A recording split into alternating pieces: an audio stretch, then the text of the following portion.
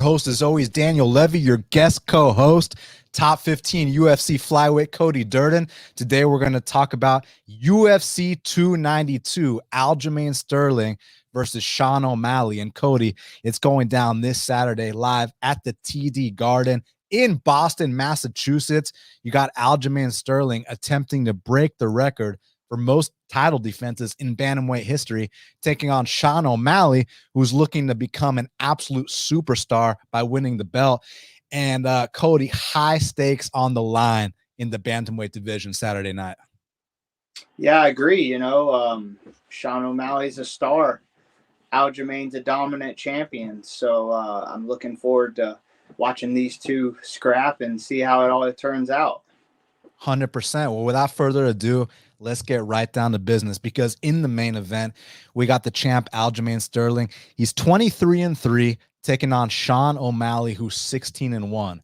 And currently, they got it Aljamain Sterling minus 255. The comeback on Sean O'Malley is plus 215. So this is a fight a long time in the making. I mean, I know you remember when Sean O'Malley won his fight on Contender Series and Snoop Dogg with the infamous O'Malley, he went absolutely crazy. We missed the Snoop cast. And ever since then, O'Malley's done what's necessary to get him to this spot. And I know a lot of people have been talking about, like, well, who's he really fought? He's fought 2 top 5 guys and 1 top 10 guy. Now, granted, he only won one of those fights, but still, he fought Peter Yan, he fought Chito Vera, he fought Pedro Munhoz. That's some stiff competition. Now, I know, granted, he only won one of those fights, and a lot of people thought that he actually might have lost that fight. But that's neither here nor there. When you have 3 million followers on Instagram and you have the kind of pull this man has and the exciting fighting style, they can make some concessions for you. They can make some exceptions. And I mean, no one's arguing about this fight. It's here, it's now, and it's going down Saturday night. So, I mean, I think people understand the basics of this fight, striker versus grappler. And so to me, it's easy to sit here and say, well, Aljamain can take his back and choke him out, can take his back and pound him out. O'Malley can possibly get, an early knockout. However, I think there's other paths to victory here as well. I think that one thing that O'Malley could do, another way he could win besides an early knockout, is one thing you and I were talking about on the phone last week when we were watching Contender Series, was how these guys that cut massive weight, they might perform a certain way in the gym, but it might be a little bit different on fight day due to the excess amount of weight that they have to cut. And the reason I bring that up is because every single time we've seen Aljamain Sterling in the championship rounds, he tends to slow down. And it's not because the guy's not running his miles. It's not because the guy's not in shape. I mean, look at the shape the guy's in. I mean, when you see the pictures of him, he's in the best shape of his life. It's because he's fucking massive. The guy cuts a ridiculous amount of weight. So that's why in the 4th and 5th round against Peter Yan and the 4th and 5th round against Henry Cejudo, you do start to see those weight cuts take their toll. And that's when you start to see Aljamain shoot those takedowns from a mile out. So for Sugar to win this fight late, what he has to do is he has to survive early body triangle attempts. He has to get his back taken and be able to survive those spots. And if he can survive that and get it to these championship rounds, I think there's a possibility he can get a late stoppage here. But the big question, Cody, and I don't know what happens when Sean O'Malley gets his back taken. I don't know if Sean O'Malley's a quick tapper. I don't know if Sean O'Malley's a Cody Durden that's willing to let his arm get broken for his ultimate goal. I have no idea what happens in those spots. That being said, I know what happens when Aljamain Sterling gets extended. Now, Yan and Cejudo weren't able to capitalize. Could a guy like O'Malley possibly capitalize down the line? That's a big question I have, Cody. Yeah, I mean, I think Aljamain Sterling, when he fought Peter Yan, I think that he improved and came back, and because he was getting dominated before he got his acting award. And I think overall, he's gotten better on his feet, and he's learned to pace himself a lot more. He shoots a lot of takedowns, and I think that's going to be his key to victory. He doesn't necessarily get a lot of takedowns in his last few fights. I mean, I think he got 4 against Henry Cejudo, but he's attempted in the last few fights way more than he's actually gotten. And, the pressure along with the wrestling, Sean O'Malley's going to be, I think he's going to be timid on his feet because of the wrestling. And Aljamain's going to be in his face, from bell to bell. But you're going to see, a lot of clinches, a lot of grappling, a lot of takedown attempts from Aljamain Sterling. But, we have also saw Aljo get knocked out by Marlon Moraes. So it's an interesting fight. But my gut, I want to see Sean O'Malley win, but I don't think he has what it takes to beat Sterling. Sterling's on a streak. He's trying to build his legacy, and I think this is a stylistic matchup where if Aljo can get the back or get the takedown, he may not submit him at first, but that's going to wear on O'Malley, the grappling exchanges, and Aljo cuts a lot of weight though, so interesting matchup. Of course, the fans and everyone wants to see Sean O'Malley rise to the top, but I'm gonna have to pick Aljamain Sterling on this one.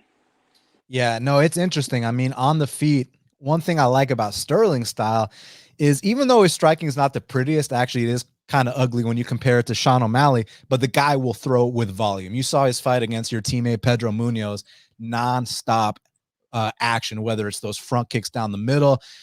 He does spam kind of his shots a little bit. And like I said, they aren't the prettiest, but he's always throwing something. So you got to give him credit for that. Now, on the flip side of things, if he's just throwing things here, there is a chance he gets countered, but there's also a chance that threat of the takedown makes O'Malley hesitant, like you mentioned. So that's kind of where I'm not sure what O'Malley's confidence is, in terms of, because he's saying that I can't let this guy grab me at all.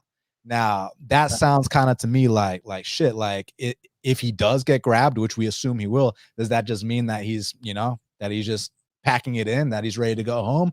Or is this the kind of guy that can survive those early spots, survive those early back takes, fight the hands, and wear out Aljo? Because that body triangle takes a toll on your legs too. It's not just O'Malley that's going to be drained. It's also Aljo, as you've seen in all his fights that have gone the championship rounds. So that's what's so intriguing to me. Is it truly a one back take and the fight is over shortly after situation?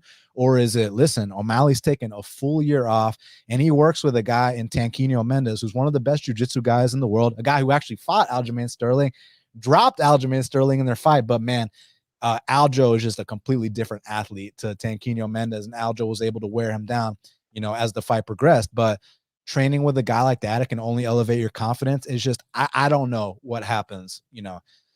Is it going to be like the Sandhagen fight where he takes his back one time and that's all she wrote? Or can he actually ride this out? Like, Peter Yan had to go through some shit, but Peter Yan was able to survive and get into the championship rounds. And you and I were actually at that fight in Jacksonville, and it all came down to how you score round one was the interesting thing. Sterling was super dominant in 2 and 3. Peter clearly won 4 and 5. How do you score round one? Now, live, I thought Peter, without a shadow of a doubt, round one. But then again, we were in Jacksonville. I was partying, so maybe I didn't get the best view of it. When I rewatched it, I kind of go back and forth, and I can see cases for both. For you, how did you score round one of the Peter and Sterling fight? Well, I thought it was based on, I thought Aljo. I thought Sean O'Malley got more damage. I think the damage trumps it all, and I just felt like he was landing the more cleaner shots, landing at the end of his punches, and either way you look at it, I think there's a case for both sides, and I think the judges that night were scoring the fight based on damage, and man, half the time these fucking judges don't even know what they're looking at. They're average people who, work in the lineman business or some shit. Like it's crazy, man. But I would have to say I can agree with Sean O'Malley beating Petr Yan, but Petr Yan, he got some takedowns on him where Sean O'Malley was just clearly on his butt and clearly gave his back up just to stand back up. I think Sean O'Malley needs to take the jiu-jitsu approach to getting back to his feet on the hips, framing, and getting his other arm posted, and kicking off. But do not give your back up to Aljamain Sterling at all costs. If you do give your back up, the legs cannot come in, because once he gets those legs in on you, it's going to be hard to get them off. Yeah, and listen, I do think that Sterling should be favored. It's just the question is, should he be minus 255? Now, he does have a path to not only look minus 255, but look minus 555, if O'Malley has no answer when that back gets taken. But if O'Malley can stretch this out somehow, that's where all bets are off the table. So I'm very intrigued by this main event. I mean, I do have to lean towards Aljo, but I am rooting just as a fan for O'Malley. And I know that we've given Sterling a lot of heat on this show, not just today, but in the past. I know that, because of the way he won the belt, and even prior to that, because his fighting style is not the prettiest, but man, he's so effective. He's beat such high level guys. He's on a very impressive streak, even though I didn't think he won the first Peter Yan fight. And forgive him. Listen, I mean, it's tough because it's like dollars. You said what now? I said, do you forgive him though? You're talking, $100,000 difference at least, and a belt. So do you forgive him? It wasn't his fault he got kneed in the head, but we can all agree that he put on a hell of an acting job. Yeah, I mean, it's just like this. I view it like this. Okay, if Justin Gaethje was in the same situation, would he have done that? If Alex Pereira was in the same situation, would he have done that? Right? Like when we talk about the baddest motherfuckers, because the last pay-per-view was the BMF card. The BMFs would never put on acting. Would Jamal Hill ever do something like that? Never. But as a normal human being who is not a fighter, which is what I am, I'm not a fighter. Yeah, of course I understand that, and you said 100,000. I think it's a lot more than that. Yeah, maybe more than that. Probably a lot more than that. A lot more, because we're talking pay-per-view points. We're talking about the champ's bonus. I mean, because main event fighters get X amount just for being in the main event, like a main event bonus.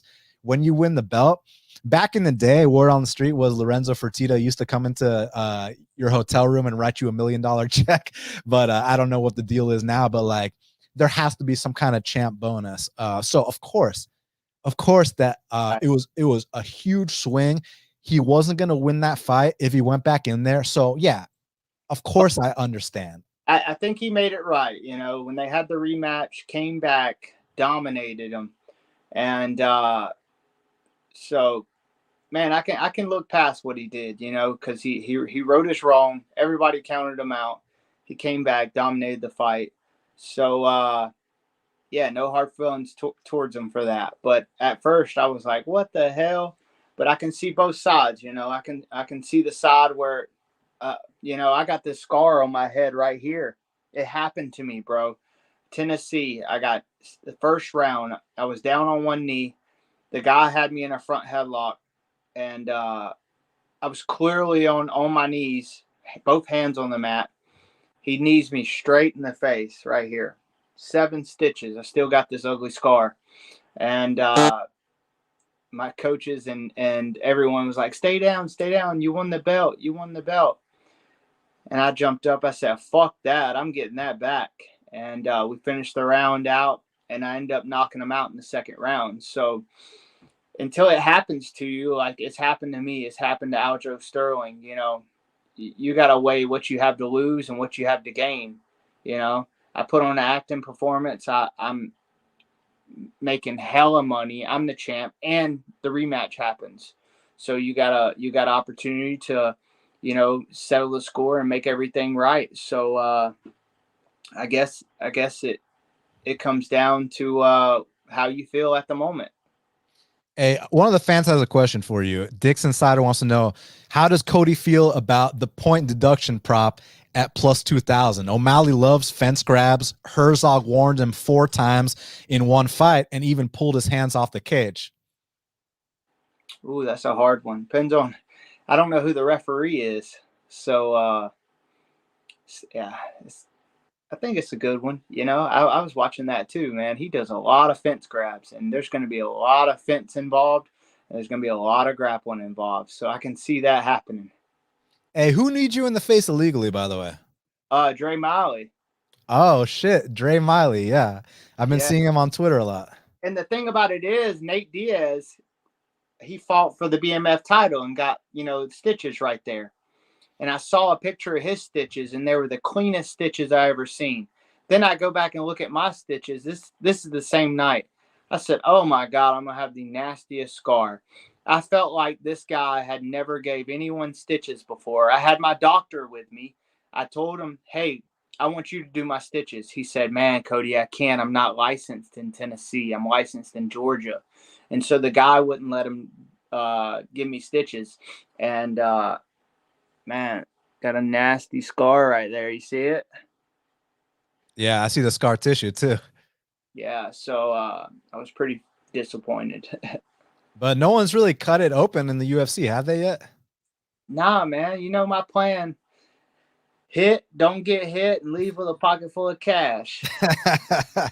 All right, so I think we both have Sterling here, but it would be cool as hell to see O'Malley win. Now, real quick, we're going to talk about this in the Blackshear fight because he's taken a 1 week turnaround, cutting all that weight. What do you think about Sterling, turning around so quickly, cutting all that weight? I don't think it's gonna affect him much. He had enough time in between, and I'm pretty sure he kept his weight down and knew who he had next behind the scenes. So I don't think it's gonna affect him much. Co-main event of the evening for the strawweight belt. We got the champ, Weili Zhang. She's 23-3, taking on Amanda Lemos, who's 13-2. And currently, they got it. Weili Zhang minus 330. The comeback on Amanda Lemos is plus 270. This is a hell of a fight, Cody. And I'm kind of pissed they made it because I really wanted to see the China versus China super fight between Weili Zhang and Yan Xiaonan. Longtime listeners of the show know that I've bet on Yan Xiaonan every single UFC fight she's had. We're 8-2, so I was wanting to cash in on her in her title fight, and I love the Weili Zhang matchup for her.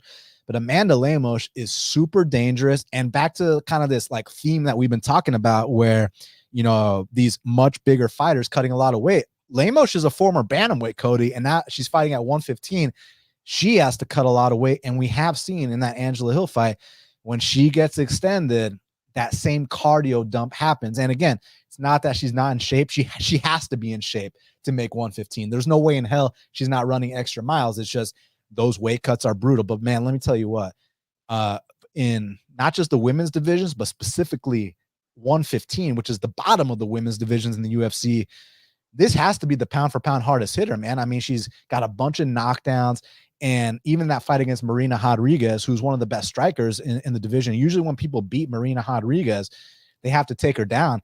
Lemos got a standing TKO in that fight. But let me tell you something about Zhang. Zhang might be one of the best athletes in all the UFC. And let me tell you what I mean by that. One fight, she gets out-grappled by Rose Namajunas.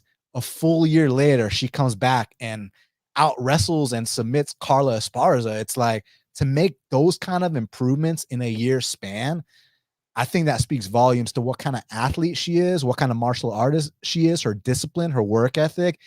And I can only imagine what kind of improvements she's made since the last time we've seen her, Cody. Yeah. I don't know what camp she's at, but she was at Henry Cejudo's Fight Ready camp, training with Henry Cejudo, and made that big leap in the grappling wrestling department in just 1 year, like you talk about. She's now that Amanda Nunes is gone, I believe she's the pound for pound #1 female fighter on the planet. And, she did have 2 losses to Rose Namajunas, got knocked out bad by a head kick. I was there, man. It was sick. But I believe, with her experience, her championship experience, that she's going to get it done here. Yeah, no, I mean, I can absolutely see it. But the early going is not going to be without a fight. I mean, right. Calf kicks, heavy hands, You shoot a sloppy shot on Lemos, she's got that guillotine waiting for you. Round 1 and even round 2, Lemos is hell on wheels. Past that, that's where, you know, that weight cut starts to play a factor. But it's not like Weili Zhang's exactly a walk through the park in the early going either, right? So it's kind of, you know, it's gonna be a collision. That's what makes it so intriguing. And I'm just curious if this price tag is warranted at minus 330. You know, Lemos plus 270, one of the most dangerous fighters in the division. Now, I'm hoping she doesn't win because I have to see this China versus China super fight. Because if Lemos wins, then there's going to be a rematch. Then Xiaonan's probably going to have to wait or fucking take the Suarez fight, which we're trying to avoid as Xiaonan fans. We don't want the Suarez fight. We want our title shot, right? So I'm hoping Zhang can get it done, maybe get it to the mat. And I think she does have an advantage there. But, man, these stand-up exchanges, I mean, if you got money on Zhang at this price, I have a feeling you're going to be sweating these stand-up exchanges, Cody. Yeah, I have a feel, man, exactly. But, you know, I think Lemos, you know, she fought Angela Hill and she lost a split decision. And I think Zhang Weili is so much better than Angela Hill and has, you know, better striking, better grappling. And I just see Zhang Weili, you know, getting the fight to the ground, and it's going to be, I think it's going to be a finish, man. I think Zhang Weili is going to get her to the ground and finish her via submission or ground and pound. But, you know, it's going to be a tough one on the feet in the beginning rounds, just like you say it is. Though you hit the you hit it right on the head. Featured bout in the welterweight division, we got Ian Machado Garry. He's 12-0, taking on Neil Magny, who's 28-10. Currently, they got it. Neil Magny. Ian Garry minus 500. Cody, the comeback on Neil Magny is plus 375. I've been very impressed with Ian Garry. I think he's one of the best prospects in the welterweight division. But Neil Magny has a reputation for stifling prospects, and he makes guys fight uncharacteristic. Like, I don't know what it is, but some of the most dangerous knockout artists, for some reason, they get into these clinch wars with Magny. Robbie Lawler, Li Jingliang, a bunch of other guys. Phil Rowe, Tony Martin. I can go on. Is Ian Garry going to fall into the trap? Or because, like, look, I think Ian Garry can chop this man down with calf kicks, eventually go upstairs like many men have before, Ponzinibbio, Lorenz Larkin. But he is inexperienced at this level. So is it vet lesson time, or do you think Ian Garry is truly the future like I do? Man, this is a tough one to pick because, like you said, man, and we even had this discussion, you know, after the Philly Road fight, like he just something about why his opponents always choose to you know, even the great strikers, they choose to clinch and wrestle him for some reason, and I don't understand it. You know, we talked about it, and you said you don't know why as well, but yeah, Neil Magny's gonna have to get his hands on him and try to grind him out. You know, Neil he'll like to hold him against the cage for a good amount of the fight, but Ian Garry, you know, he has to keep his range, keep his distance, use his footwork, and land those big shots he has. And let me tell you what, man, Gary's not just a one-trick pony. He can grapple too. If you watch his regional fights, he's been 5 rounds. Good takedown defense, good get-up game. I like everything about him. His confidence is sky high. He seems like he truly is the future. So I think he's going to be the guy that doesn't fall into that fucking game plan. I don't know what it is, man. Like, you see it so many times. Like, they fight uncharacteristic. It's like, do you think it's the range of Magny that's the issue? But let me say this. Ian's not a small guy. Ian's 6'3" as well, right? So, yeah. He's got a 74-inch reach as well. What is Neil Magny's reach? Do you know? It's got to be 80 to 82, right? Let me check right now. 80. Oh my gosh, that's a 6-inch reach advantage, and he's 6'3" as well. That has to be why these guys keep wanting to grapple him. That range. But man, I gotta go with the stud, the undefeated 16 fight win streak, the confidence, the swagger. I'm going with Ian Garry. I am as well. I've been sold since day one. I mean, he does have a bit of that tall man's defense, which eventually someone will capitalize on. I don't think Neil Magny's the guy, and I didn't think Jeff Neal was the guy either. I loved him against Jeff Neal, but he was minus 175 there. He's minus 500 here. The price is trash, but I like Ian Garry in the spot. Yeah, so Jeff Neal pulled out, huh? He did. Yeah, okay. Hopefully he's okay. I heard some health stuff. Yeah. Well, we know he's a stud, so he must be really hurt. Now, next up in the bantamweight division, we got Mario Bautista. He's 12-2, taking on Damon Blackshear, who's 14-5. Currently, they got it. Mario Bautista minus 220. The comeback on Blackshear's plus 185. So last week, Blackshear was the third man in UFC history to get a twister. Korean Zombie, Bryce Mitchell, Damon Blackshear. Welcome to the history books, young man. Now he's making the quick turnaround, doing what BMFs do. He's not a small 35er, though. What do you think about this weight cut? I mean, we'll talk about the stylistics, but what do you think about a big boy like that making 35 twice in 7 days?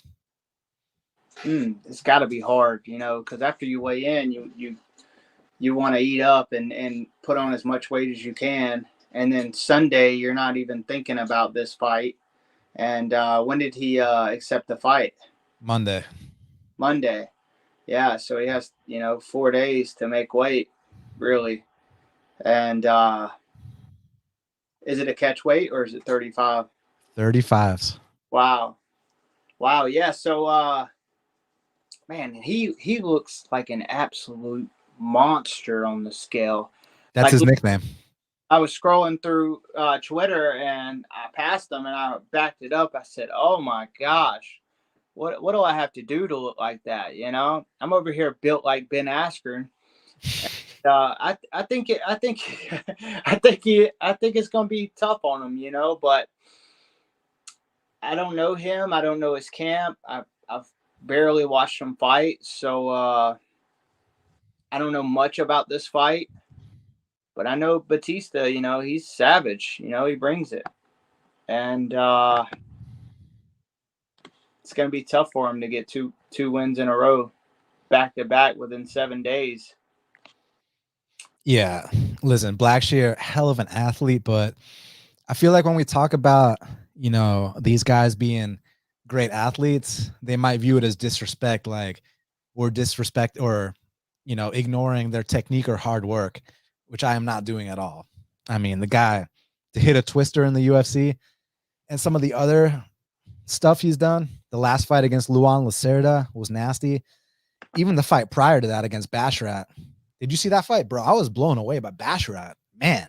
Oh, I'm not sure if I saw that fight or not, but I've watched Meerschaert fight, and dude, he's good, man. He is very good. But man, Damon.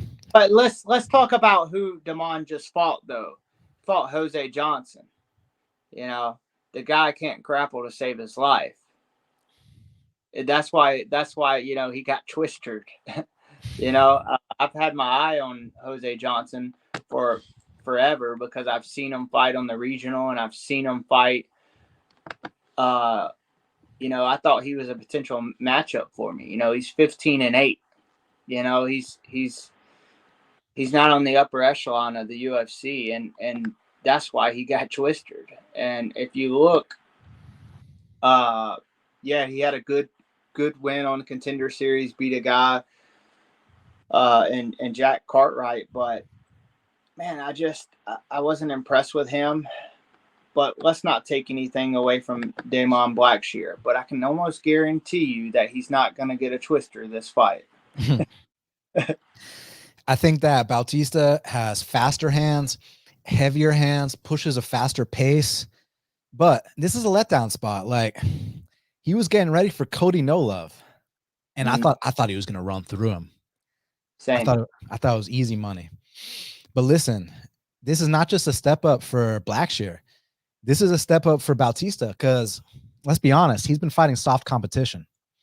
Now he's been treating them like soft competition, but soft competition no less. But here, I think that his pace is going to be the difference. I think first round is going to be really tough, but that's where the weight cut can kind of come in to play for Blackshear, kind of drain him a little bit.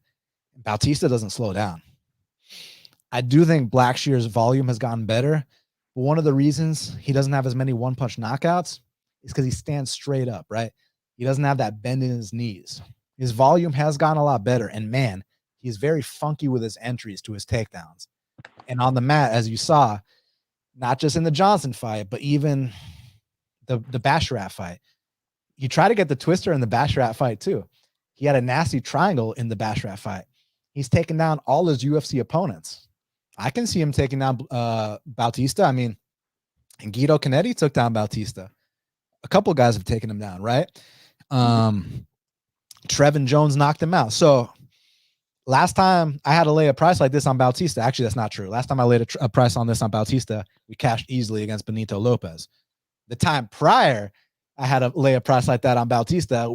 We got knocked out by Trevin Jones. So he hasn't always covered this price tag. But so there's the letdown spot angle where, man, you were getting ready for Cody No Love, former world champion, biggest name you've ever fought, a fight that was guaranteed to get you into the top 15. And now you're fighting this unknown killer. So, but Bautista, he seems to me like he's got the mental fortitude where, you know, he put Cody No Love in the rear view and he's ready to focus on this. I think the early going is going to be tough. And Blackshear's never been finished in 20 professional fights, Cody. Very, very impressive, right? So, and Damon, he's shown me glimpses of like he can be special at times. It's just a matter of like starting to feel comfortable inside that octagon, like, you know, firsthand. Like, it takes time, man. I mean, whatever you did on the regional scene, unless you were, you know, in another big organization, it's totally different once you step in that UFC octagon. And you know, I'm gonna go out on a limb here. You know, I want to see great things. You know, Blackshear just did a great thing last weekend, and you know, he's a big underdog. I'm picking Blackshear to win. Never been fit. He's an absolute monster by the looks of it. Great skills, and he's been around a long time. You know, so I'm gonna pick Blackshear this fight.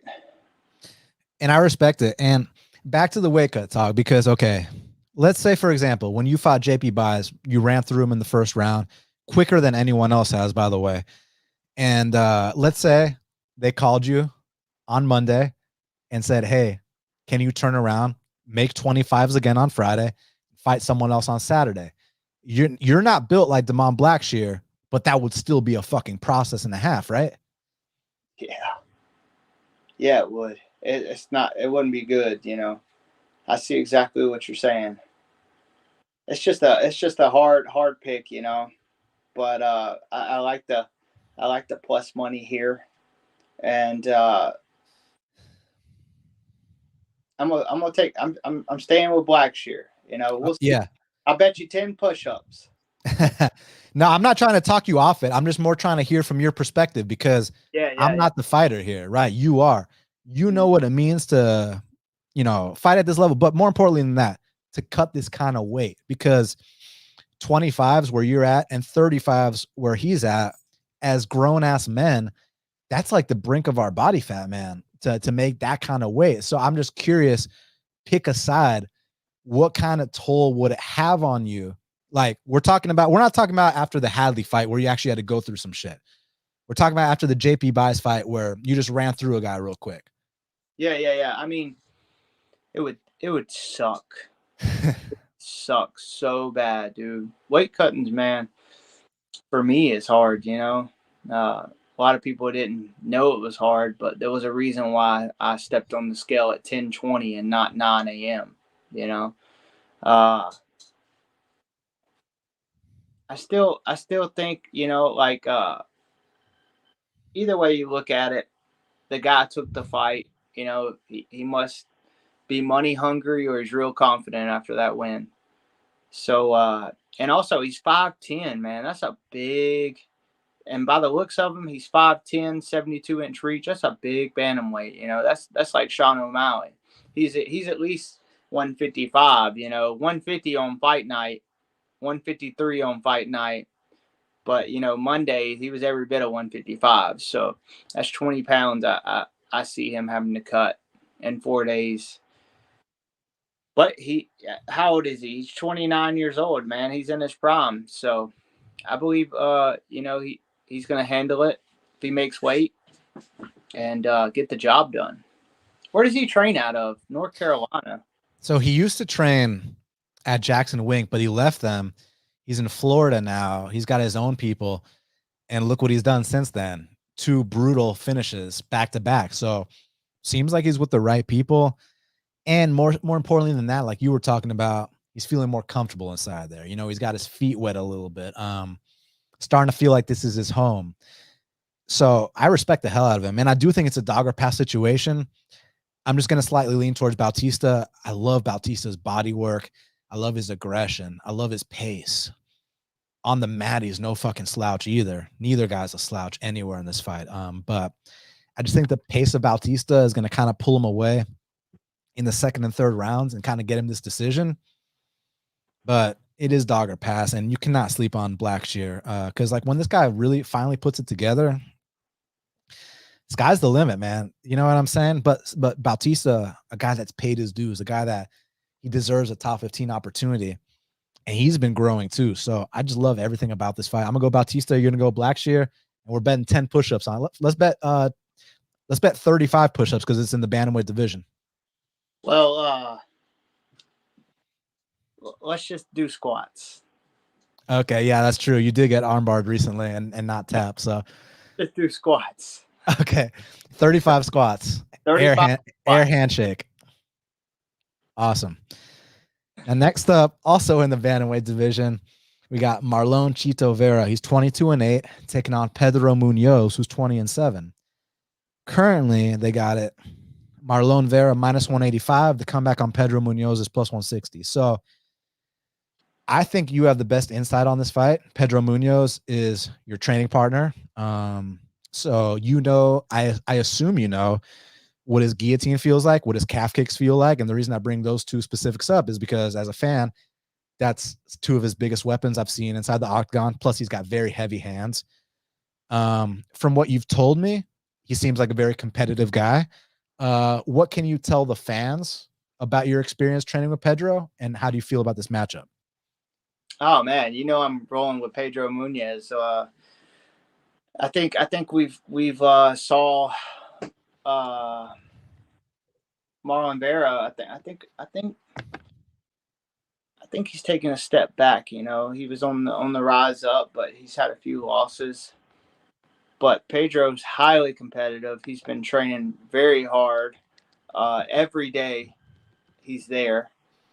And that's my boy, man. I got to take him. But it's going to be like everybody you see Pedro Munhoz, he's going to come for those legs, you know. He's got a heavy right hand. He's got an awesome win over Chris Gutierrez his last fight. So yeah, I expect fireworks this fight. And we all know Marlon Vera, he's a slow starter. So 3-round fight. It's going to be hard for Marlon to keep up with Pedro's pace. I'm just curious, as someone who's trained with Pedro, what do those calf kicks feel like, and what's that guillotine like? Man, he kicks the hell out of you. You know what I mean? Like when they connect, you feel the power behind them. You know, that's why you gotta move your leg out of the way and make sure it's not there. And actually, last training camp, Pedro got me. We were grappling. Granted, he didn't have any gloves on, and I had gloves on, and he got me with a guillotine. So it don't feel too good, man. I thought my neck was gonna snap. And the guy's 36 years old now. You know, for what you can reveal, you don't feel like he's lost any competitive edge despite the age. No, trust me, man. We've had sparring wars, sparring wars where he's calling me out. All right, we're going on Thursday. I walk in the room, who you got today? And then I'm just like, I already know he's coming for me. So I'm like, I got you. And he's like, all right, cool. So we've had a lot of sparring wars, and he don't like to lose. I don't like to lose. So this is something you want to see, I'm gonna go on the opposite side. I'm gonna go Chito. Listen, all respect to Pedro Munhoz. Right. Absolute dog, guy we've been watching for years. And like you said, at 36 years old, has not lost his competitive edge. Coming off a win against the guy you fought in your debut, Chris Gutierrez, looked very good, especially in that first round. I thought the second and third rounds were a little closer, but the first round dropped him. So Vera, I think he struggles mostly when guys are longer than him or when guys can put him on his back. Here, Marlon's the longer guy. I think we're going to see front kicks up the middle, knees. I think he knows he has to come out urgent. So I understand the narrative. Pedro wins the first round. Chito wins the third round. Who wins the second round? All that, but it's not always that black and white. Yeah, as well as I do, anything can happen in the fights. And what I tell you a long time ago, always fade my picks. Remember I told you that? Always fade my picks. But I mean, Marlon Vera, a win, last year that stands out to me is the win over Rob Font. And before he lost to Corey Sandhagen, in March, he was on a 4-fight win streak against some, Dominic Cruz head kick. Man, broke his nose.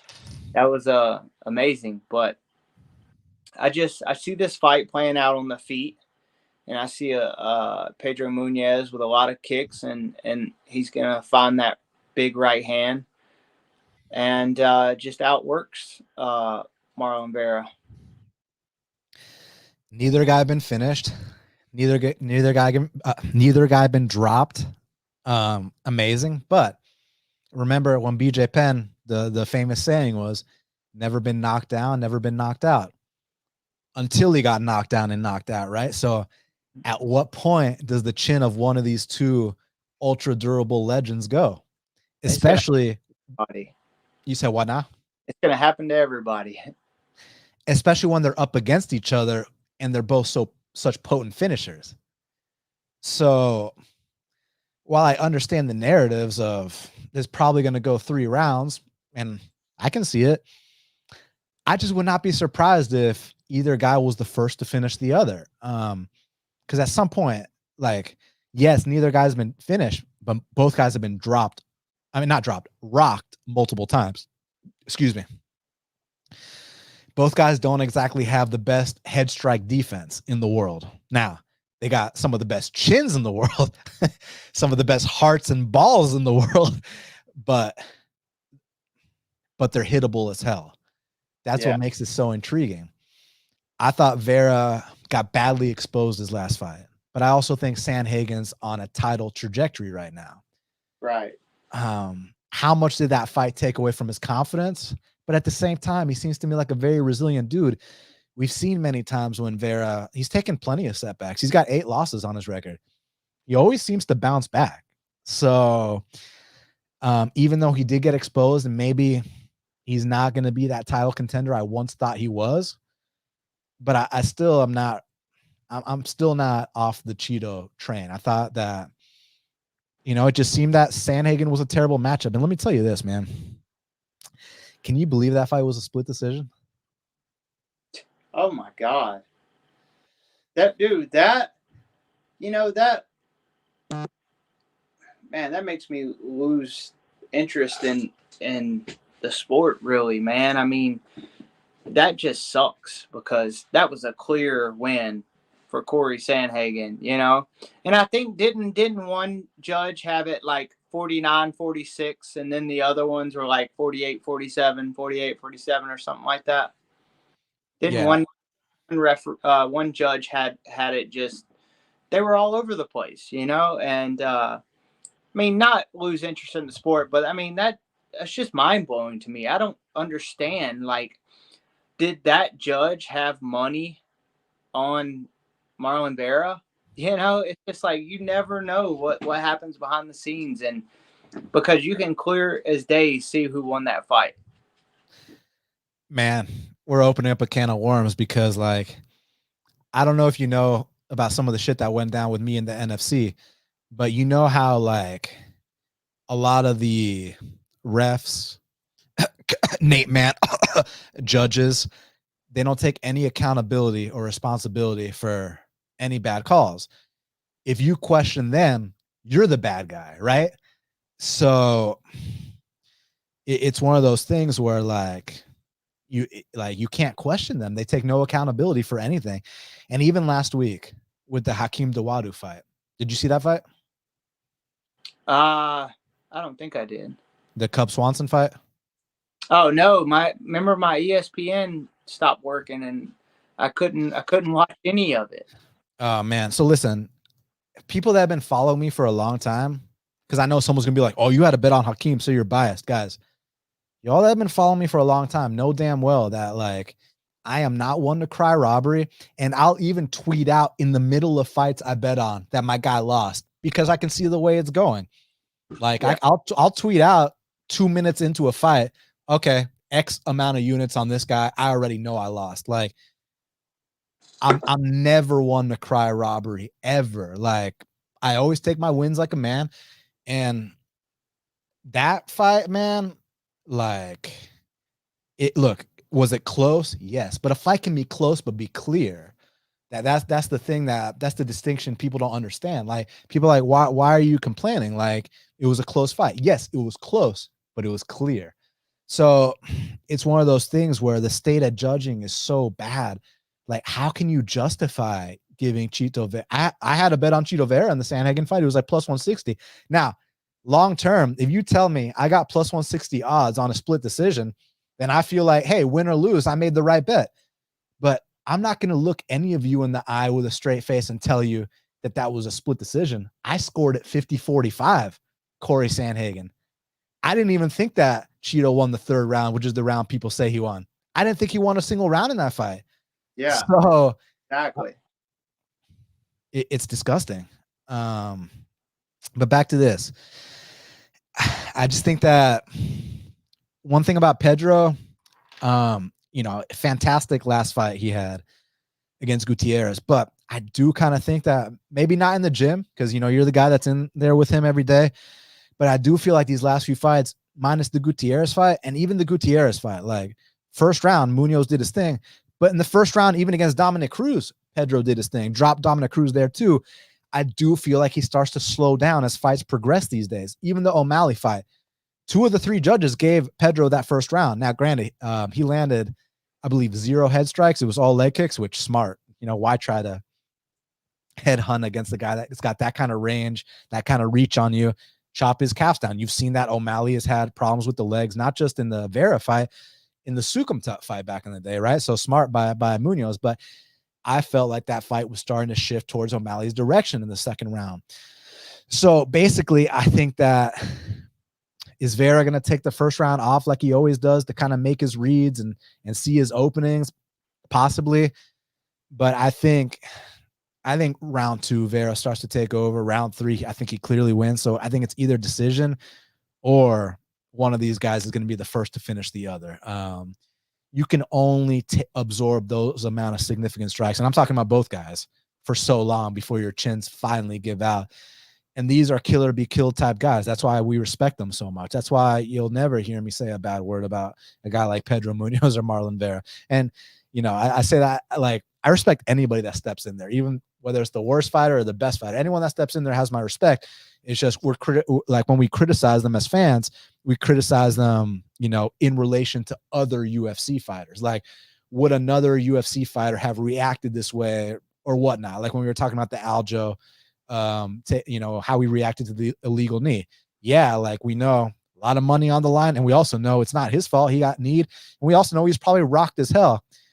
But we also know Yuri Prohaska would have never done that. We also, right? Like, you get what I'm saying? So that criticism, when it comes from me, it's just in comparison to other UFC fighters. I'm not saying I would fucking have success against these guys, but back to this, because I can go off on tangents.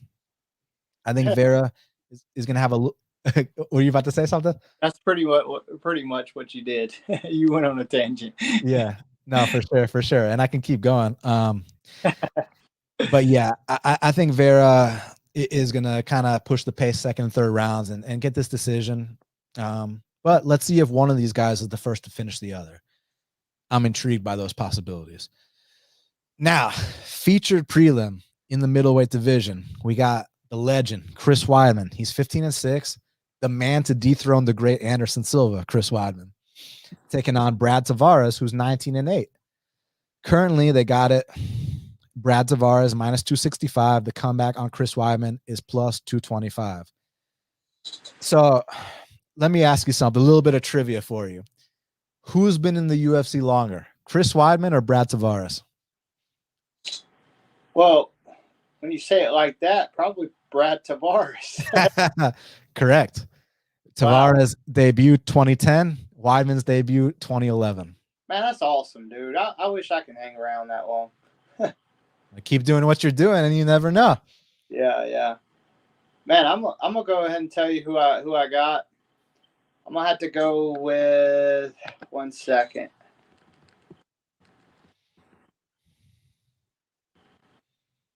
Oh man, what a great matchup for both guys. I feel. I'm gonna have to go with Tavares. You know, I think that leg injury and him losing to the leg injury that Chris Weidman, you know, sustained in the later part of his career, and Tavares, you know, yeah, he got knocked out by Bruno Silva, but he also went to a decision with, you know, Dricus Duplessis last year. And Izzy. Huh? And Izzy. Oh yeah, and Israel. I gotta go with him. I think he can. You know, he's been. I mean, he's already had a fight this year. Granted, he got knocked out pretty quick, but I just have to go with Tavares, man. I think he gets it done. Real quick, before we break this down any further, Alex says, must be hard for a guy like Cody having to hear from the judges most times after fights. Do you want to comment on this? Because I know we talked about this on the phone, but if you don't want to comment on this, I understand. But I know you have experience with this. Yeah, man. Freaking the judge after the fight, my last fight was at the hotel, and he walked up to me. He was like, "Man, great fight last night. I judged your fight." But what? He was like, "Yeah, man, you dominated from start to finish. Even after you got out of that armbar and you finished the round strong by punching him in the face, I thought you won every minute up to that armbar. And then when you got out and you finished it strong, I thought, you know, that's what won you the round to me." And he was like, "It's real important to finish the round strong." And I was like, "Oh, appreciate it." But yeah, that's pretty much it. Watching the fight back, because I know you told me at the time you were surprised it was 30-27. You thought you won 29-28. Watching it back, do you kind of say, well, I did win 14 minutes of that fight, but he did have that big moment in round two. Looking back at it, how would you score round two now? Man, I had him in a sticky situation with my anaconda. I thought I was going to finish it. I finished everybody with that at the gym. And then he got me in the arm bar. So I think on the feet, I won on the exchange on the feet. And, you know, his moment of that fight was when he got me in a reverse triangle and an armbar at the same time. Or what was that? That wasn't a reverse triangle. Wasn't a, I think it was a reverse triangle. Yeah, reverse triangle armbar. Yeah. So it's I'm happy with the decision. You know, I think it was right. So here's my opinion of the Tavares and Weidman fight. So, man, without being too brutal, because I've been brutal on Weidman like since like 2017, 2019. So firstly, all respect to him, because when he came into the UFC, I mean, you know, he became an undefeated champion, right? Yeah. Do you remember what he did to Mark Munhoz? I do not. Oh man. When this is over, if you have time, pull up Chris Weidman versus Mark Munhoz, because I know you started to implement those standing elbows to your game. Yeah. If you want to see a disgusting standing elbow to ground and pound, go check out what Chris Weidman did to Mark Munhoz. One of the most brutal finishes in the history of the sport. Hold on a second. So, anyways, and then after that, he dethroned the great Anderson Silva, who at the time was a mythical creature, was a god, who, like, we thought the guy was a fucking superhero. And I was even in attendance for that fight when he fought Anderson Silva at UFC 162 in 2013. It's 2023. That was 10 years ago. But man, I'll never forget when Chris Weidman knocked out Anderson Silva, man. I mean, like, the whole place went silent. It was a spectacular moment in the sport. And then the rematch was sad with the leg break. But man, the next fight that Chris Weidman had against Machida, I mean, he stood up with Machida for a large portion of that fight, outstruck him, and Weidman looked like a guy, like, he was cocked. He looked like a guy that could possibly make 205 back then, right? Then he had the Vitor Belfort fight, you know, overcame the little Vitor blitz. I say little, the heavy Vitor blitz. And then you know about that Weidman single leg, probably the best single leg in the business. One takedown, the fight was over shortly after. But here's where things went downhill. Okay. The next fight was against Luke Rockhold, right?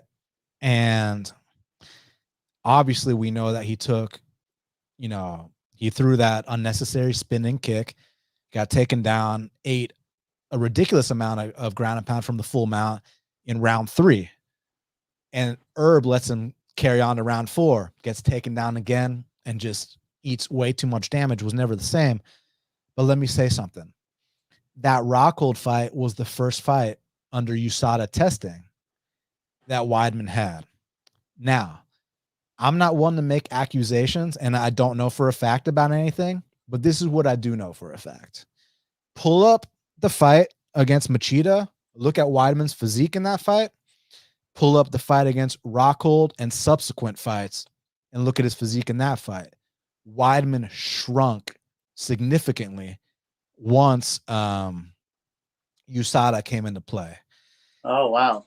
Yeah. And ever since then, he's been knocked out in what? 1, 2, 3, 4, 5, 6 if you include the leg break.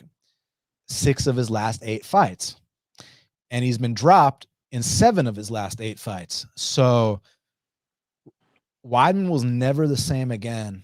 You could say it was the Rockhold beating that changed his life, which it was a life-changing beating, a career-changing beating for sure. But I just want people to pull up the Machida fight. Look at his physique there, where it's like, bro, like, because remember, he was the undefeated champion, and they were talking about doing the New York versus New York super fight with him and John Jones, champion versus champion. I don't know if you remember that, but that was the talk back then.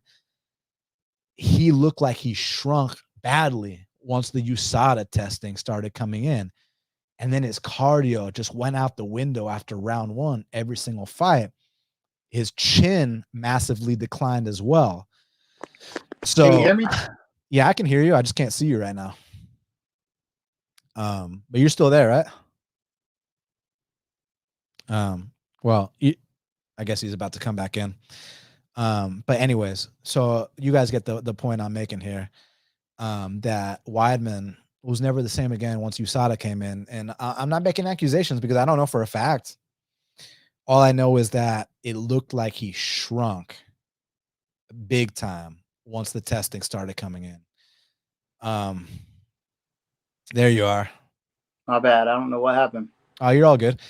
Yeah, so I felt like he shrunk big time once the testing came in, and then he got knocked out in 6 of his last 8, dropped in 7 of his last 8, gasses out after round 1 every single fight. So I don't see the same guy, and I've been saying that since like 2017, right? Now, the thing about him is, because you're a fighter, fighters are delusional. And even to this day, like, you still hear him at 39 years old coming off a career-ending injury, like with the leg break, talking about how he still thinks he can be the guy to dethrone Adesanya. He still thinks he can be a champ. And like, I respect the balls, and just like, I respect Chris a lot because he is a true fighter, a true warrior. And not just that, back in the day, he's a guy that out-wrestled Ryan Bader and Phil Davis in pure wrestling. He's a guy that arguably beat Andre Galvo in jiu-jitsu. So like, Weidman was a bad motherfucker, and on the feet, knocked out Anderson Silva, has very deceptive range at his best, but was just never the same again once the testing came in, plus the Rockhold situation. Now at 39 years of age, coming back, when I already thought that he was washed up pre-pandemic, and here's the thing with Tavares. He's not a spring chicken either. He's 35 years old. Like you said, he got knocked out his last fight. Now, I bet Bruno Blindado in that fight. But Brad Tavares, I've always described him kind of like this. I think he's an average kickboxer with above average takedown defense. He's got nasty balance. He's like, remember like when BJ Penn fought Matt Hughes, and Matt Hughes had BJ Penn on a single leg and he had his leg raised over his head. Yeah. And BJ balanced on one leg. Yeah. I don't know if it's a Hawaiian thing or what, but like, Brad Tavares is on that same shit. Like, he can balance. Like, if Chris tries to go for that single in the center of the octagon, I think that Brad can balance all the way and get himself back against the fence. And from there, get that wide base, swim for those underhooks. Not sure if he'll create the separation, but at least most likely he's not going to get taken down. If he does, his get-up game's gotten a lot better. Yeah. So there's that. And then I heard people talking about how Tavares looked gun-shy his last fight. That's bullshit. I actually think what cost him in his last fight against Bruno Silva was he got over-aggressive. Like, he was finding big openings for those body kicks. He was landing some nice combinations, and he was kind of like getting a little bit ahead of himself. And then he got cracked with a nice check right hook. And, Tavares, we talk about Chris not having the best chin. Tavares doesn't have the best chin either. Now, granted, he hasn't been dropped or knocked out as much as Chris, but he's not exactly a Chito Vera or a Chito Vera or a Marlon Vera. Excuse me. He's not a Chito Vera or a Pedro Munhoz when it comes to the chin department. Let's just leave it at that, right? Yeah. But he still has a little bit. So it kind of reminds me of a Tony Ferguson versus Bobby Green situation where Tony is completely like Bobby is close to the end, but Tony's past the end. So yeah. I think Brad's close to the end, but I think Chris is past the end. Yep. And people will mention how, Chris Weidman just had this grappling match back in March, right? Did you see it by chance? No. So he lost this grappling match, right? And people are giving him shit for it. I'm actually not going to be one to give him shit for it, because if you watch that match, the dude he was up against was one of these dudes that's built like a fucking refrigerator, like a Hector Lombard type stature, where it's like just short, stocky, but just like built like a fucking fire hydrant. God dang, his legs are huge. Oh, you see it, right? Yeah, Owen Livesey. Yeah, bro. So like, there's no shame in like, losing to that guy in your first grappling match back. Like, that guy, taking down that guy seems like a tall task. Like, you're not taking down a fire hydrant or refrigerator, all this. Like, so I don't hold the grappling match against him. But what I think is going to happen here is that I think that Brad's just going to be a little bit sharper. I think his timing is going to be more on point. He's been in there recently. And his takedown defense has always been on point. So while, yes, I do think Chris back in, 2015 would 100% win this fight, I think that now Brad's catching him at the right time. Stuff some takedowns, get Chris to that fatigue state, and either out volume him or knock him out. And we saw with Anderson, when he had his leg break, he was never the same ever again. Now, granted, he came back against Nick in the next fight, and he was roided up out of his mind, and he looked decent, but like it still wasn't the same. And if Chris is roided up here, which like I think that like you should be able to take steroids after you break your leg like that. Like look at Conor, right? And Conor's leg break wasn't even nearly half as bad as what Anderson or what Chris had to go through. So like it's fine. Like in my opinion, like you should be able to take steroids for an injury like that because you got to recover somehow, right? But I just think Chris was already done pre-pandemic, so I don't see why it'd be any different now at 39 years of age. So while Brad Tavares is not a spring chicken, I still think he's got the stylistic. I think that this is a good matchup for him. Good takedown defense, more combinations on the hands, more confidence right now. I'm gonna go Brad Tavares, and I'm considering a bet. I'd like it to get down to the minus 250 range, but we'll see. Hopefully, Weidman can convince some people that he's back and that he's ready to make this run and all this shit. You know how they talk. Yeah. They're all super confident, but yeah, I'm waiting for a better price. But if I have to, take a minus 265, I might. But I'd like a minus 250 or better. But we'll see. We'll see. But yeah. Must be nice being able to bet, man. We need to start breaking down some Bellator cards so I think I can bet on Bellator. I'm not sure. Yeah, or maybe PFL and certain things, coming up. But yeah. So Cody, man, you've given us over an hour of your time. I know there's a lot of fights left. You have any opinion on any of these other fights? Any message for the fans? Do you want to answer a couple fan questions, or you just want me to let you go? Like, you tell me. 3%. So. Your phone's on 3? Yeah. Let's answer a few questions before I go. All right, fans. Right now, he's got a phone on 3%. Send us some fan questions real quick. So Dixon said, I was stupid and bet Jake Hadley. Cody taught me a valuable lesson. Fade Cage Warriors champs and bet on American wrestlers like Cody Durden. So you got to teach him a very valuable lesson. Damn. You're going to learn today. But Bastard Horson says Durden got you paid. So he says he loves you. So nice.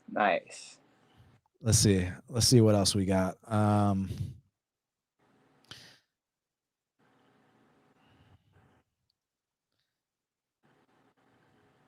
Frank says, Durden, thanks for cashing the other day. You're the man. He appreciates it. Thank you. I appreciate y'all. I appreciate you having me on today, Levi. And man, we gotta do this more often. Absolutely, man. We definitely will. Alex E says, props to you for beating the roided Carlos Mota. Oh man, he was 100% on steroids. I mean, he was so strong. In the third round, he didn't slow down at all. And guys that I'm on top of like that, I usually break them, and he just wouldn't break. And he knew exactly what the fuck he was taking. You don't take melatonin or melatonin, something like that, when you have COVID. That's the stupidest shit I ever heard in my life. Oh, I didn't know what I was taking. Yeah, the fuck you did. You knew exactly what you were taking. That's why you didn't tell USADA you were taking it when they asked you when you took a piss. Not once, but twice. You failed 2 tests.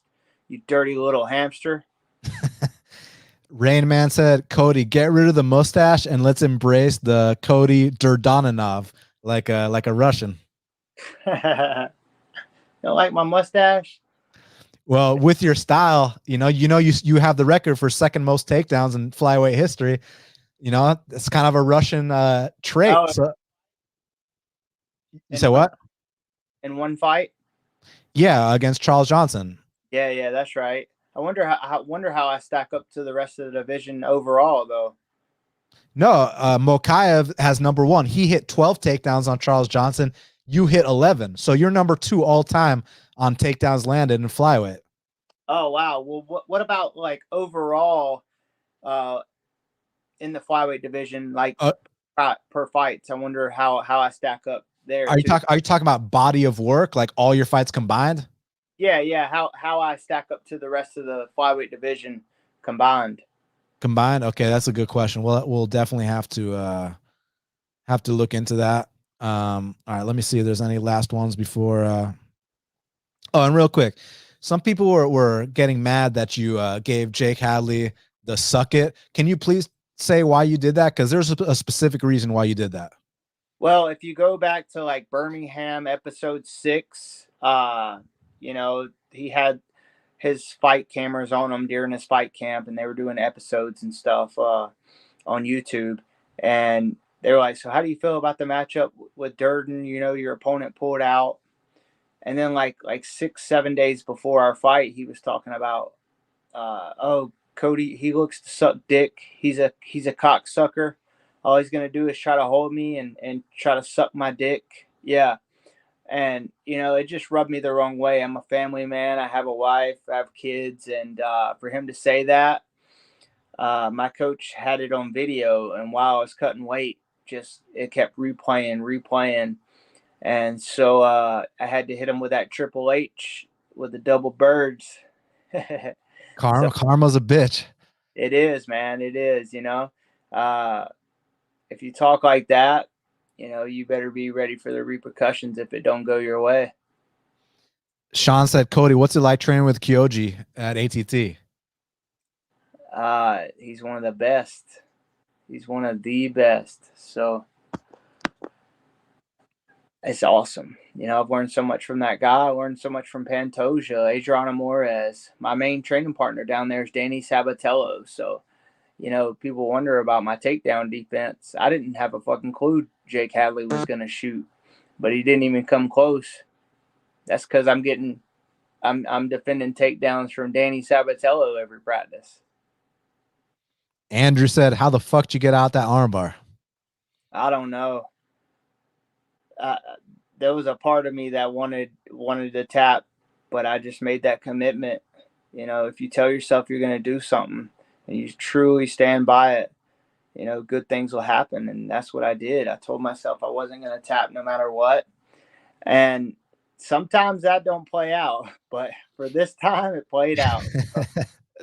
What it is. Hey, well, now you're in the top 15, so hell yeah, it paid off. And Elvis says, was Hadley your toughest opponent, and do you think he can be a future top 5 guy, when he's in his prime like you? No, I don't think Hadley was my toughest opponent. I think Chris Gutierrez was my toughest opponent. But dude, the sky is the limit for Hadley. He's 26 years old.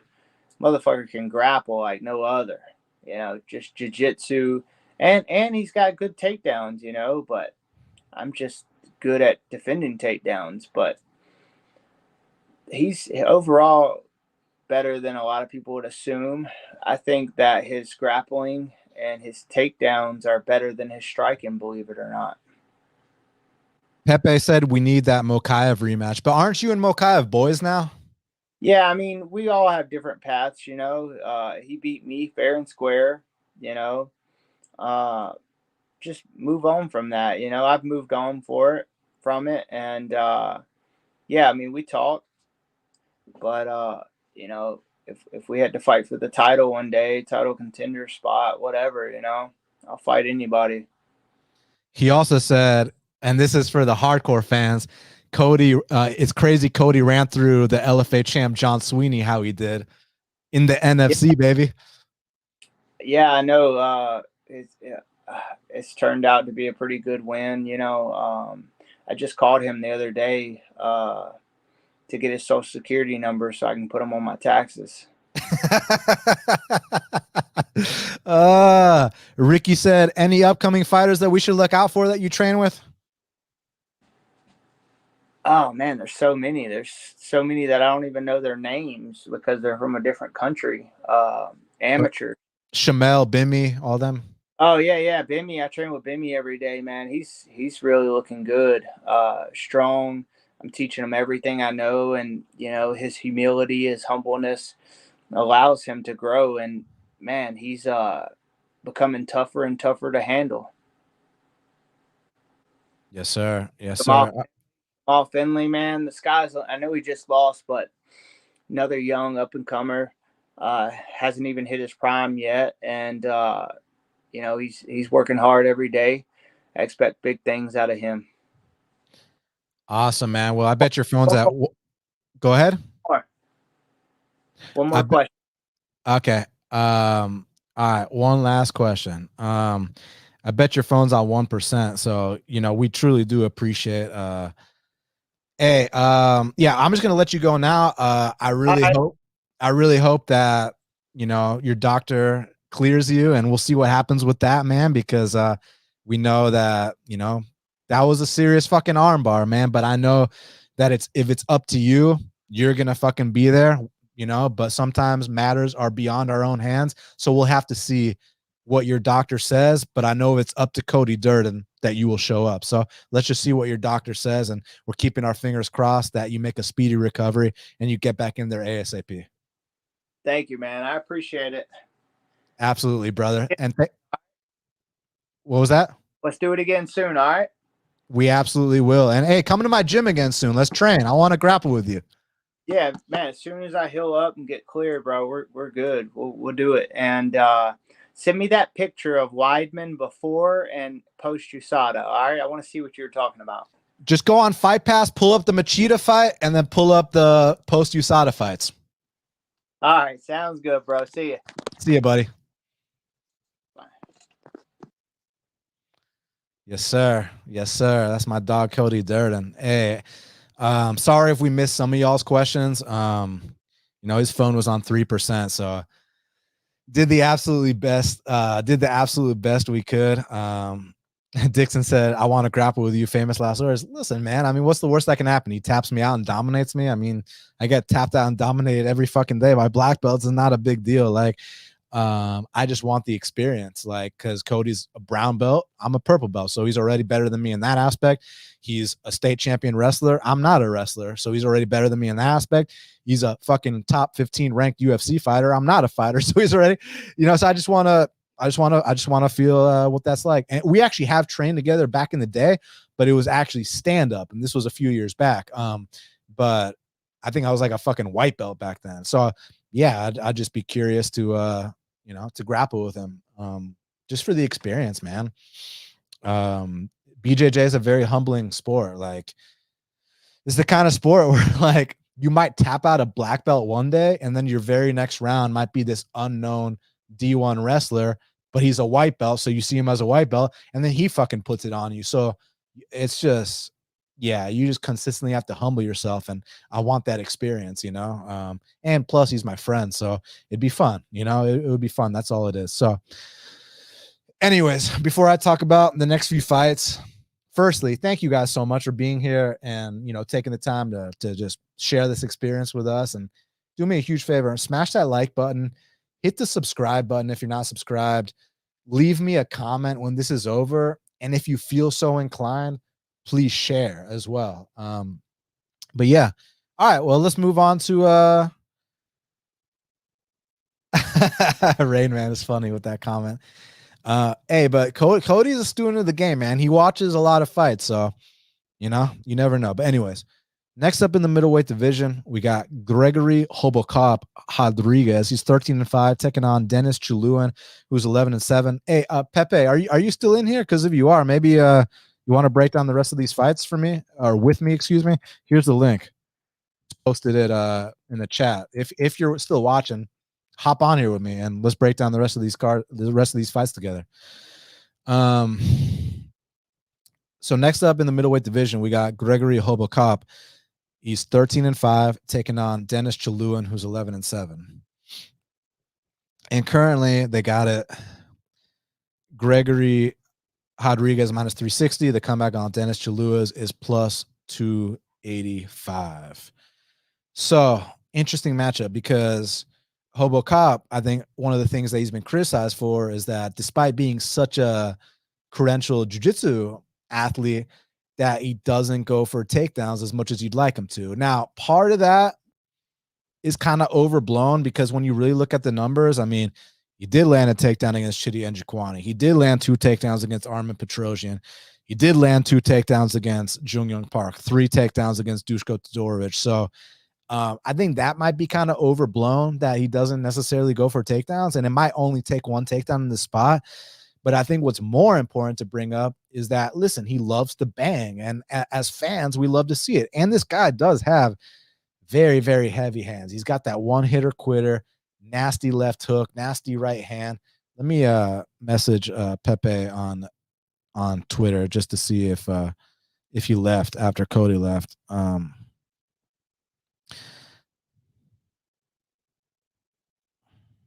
Oh, no. That's not Pepe. I said Pepe.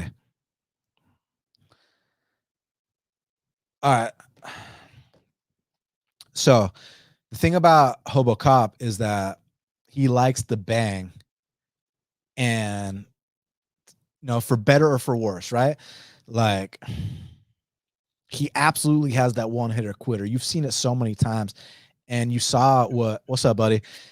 Got Pepe Silva in the house, front runner for MMA handicapper of the year in 2023. So thanks for being here, buddy. What up? So yeah, we were talking about how the narrative might be a little bit overblown. That I don't know if you heard my opening words for this fight. Might be kind of overblown that he doesn't go for as many takedowns, because I just listed you like 3 or 4 examples where he has gone for takedowns. I just think it's more so that the guy loves to bang with everybody he's in there with. And for good reason. I mean, the guy's got heavy hands. You saw what he did to Julian Marquez. You saw what he did to the Iron Turtle. But on the flip side, his chin is not the best. And he's been stopped by guys that, most likely have no business stopping him. Jordan Williams, for example. Now, I bring this up every time I talk about a Jordan Williams fight, how Jordan Williams at 85s and Jordan Williams at 70s are 2 completely different people. Jordan Williams at 85 knocked out Robocop, had that split decision with Ramazan Kuramagomedov, had a life and death war with Imavov, right? But Jordan Williams at 70s gets knocked out every single fight. Like, so his chin, and they even told him, like, with his diabetes, that he should not be cutting to 70s. So that's just what it was. But then also Bruno Ferreira, as a massive underdog and also a much smaller man, knocked him out too. So the thing is, if he stands and bangs with Denis Tiuliulin, I'm not saying that he can't win. I'm just saying that Denis Tiuliulin's one path here is that Denis Tiuliulin's not a bitch standing. Denis Tiuliulin can bang. That's for sure. And the thing about Denis is, like, when you think that, like, okay, well, you got a Russian here, so, like, man, this guy's grappling must really be on point. But for a Russian, he's on the lower end of the totem pole in terms of the grappling prowess for Russians. He does not grapple like a Russian at all. Now, he is a fucking warrior. Like, when you get that rear naked choke on him, he'll go to sleep. Like, you saw in the Iron Turtle fight, he was just like, fuck it, I'm just gonna go right to sleep. Like, dude is a warrior. He's willing to die in there. But, like, I bet on that Hizriev guy. Like, I laid minus like 315 straight on him. That's how confident I was. And some of the stand-up exchanges, like I said, this guy is dangerous. So what do you think Robocop's approach is going to be in this fight? Yeah, I think he's actually going to grapple more this fight. Especially coming off that knockout loss. He even said in interviews that he's going to he focused way too much on the striking, and he got kind of like addicted to knocking people out once he finally started using his hands more, and that he's gonna fall back onto what got him to the dance, which was his grappling and his jiu-jitsu. So I think he's gonna grapple here and submit Denis in round 1 or 2. I played the under 1.5 and some submission 1 and submission 2 props for it. Yeah, I mean, I can obviously see that being the case. No questions asked. It's just a matter of, like, while they bang, let's not sit here and act like you're not going to be sweating every single stand-up exchange, because you are. That's the bottom line. Tiuliulin is long. He's rangy. He does have a bit of that tall man's defense, but I think he does have a better chin than Robocop. But it's just, it might not even take that one takedown. It might take Denis Tiuliulin throwing a kick and slipping. Once he's on his back, he tends not to get back up, and that's where Gregory can truly capitalize. Once he had Chitty on the mat, I mean, Chitty wasn't getting back up. Now, granted, Chitty was getting fucked up prior to that, but yeah, so it's gonna be interesting. And also, Gregory, that fight against Armen Petrosian, when he went for, I always forget the name of this fucking submission, the knee bar from the back, the stretch, the something stretch, the Soluev stretch. Yeah. Yeah, that one. You know exactly which one I'm talking about. Props to Petrosian. What a tough ass dude not to tap to something like that. Well, Petrosian's got pretty good submission defense. Even Kaio couldn't submit him, and facts.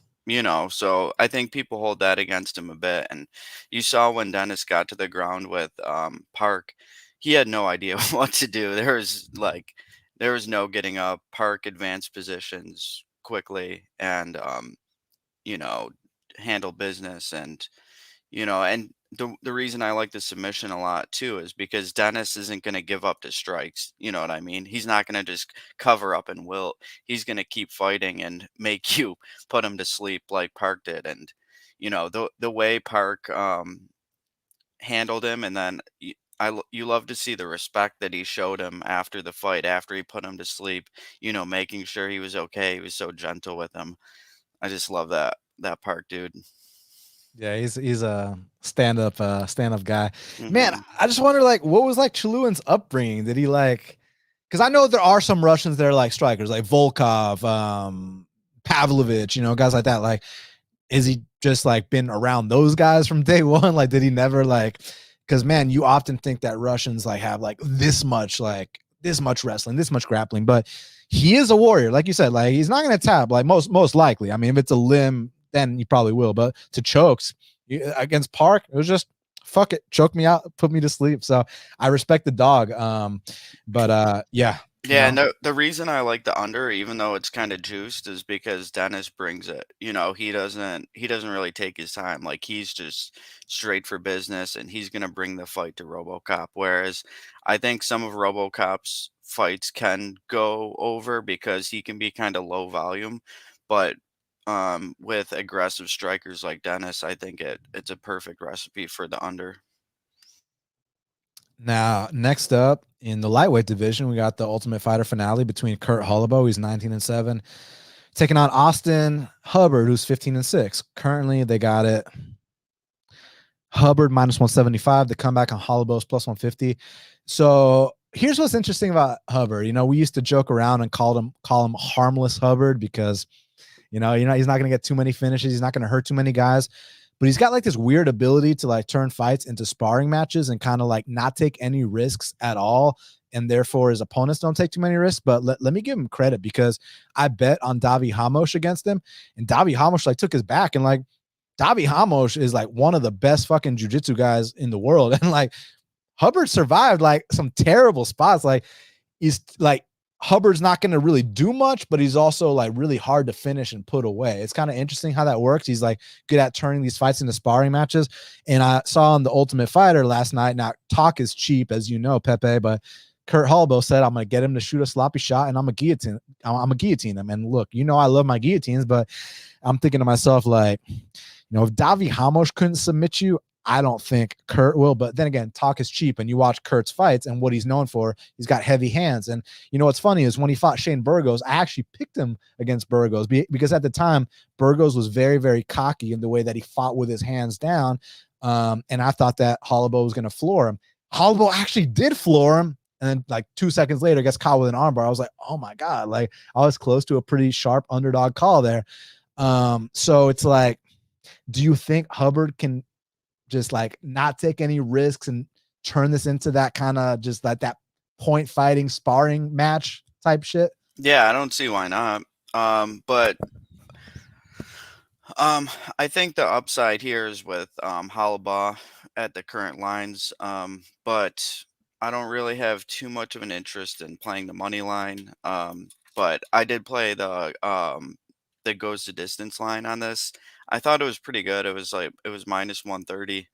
I think that's pretty solid for an Austin Hubbard fight, And Holobaugh's tough as nails too. Like I don't I don't really see Hubbard getting a finish. Of course not. It's harmless And Hubbard. yeah, exactly. And Hubbard's a tough guy too. But I also played Holobaugh decision plus 400. So I have goes the distance and Holobaugh decision. I just think he's like the more aggressive guy, and he hits harder. Um, the only way I can see Hubbard running away with it is if he grapples him and is able to get him on his back for long periods of time. But yeah, I don't really see Holobaugh submitting him. I mean, Selecki made easy work of Hubbard, but he's kind of different.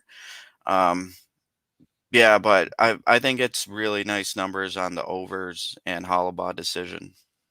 Yeah, I mean, pure pick. I'll go Hubbard to do his typical thing, but I'm not laying this price on him. I think it's a dog or pass situation.